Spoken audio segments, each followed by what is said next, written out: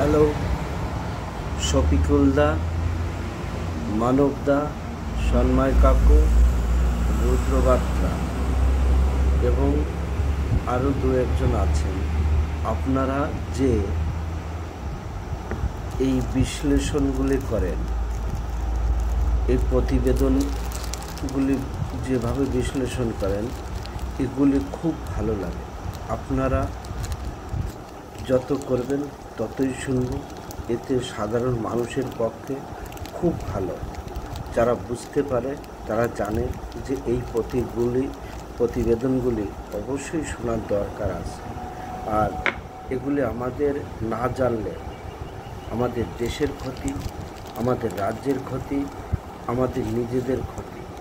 তা আপনারা এই প্রতিবেদনগুলি যথেষ্ট ভালো করছেন, আরও ভালো করুন, এইটাই আমার শুভকামনা। ইতি গোলক বিশ্বাস, নদিয়া।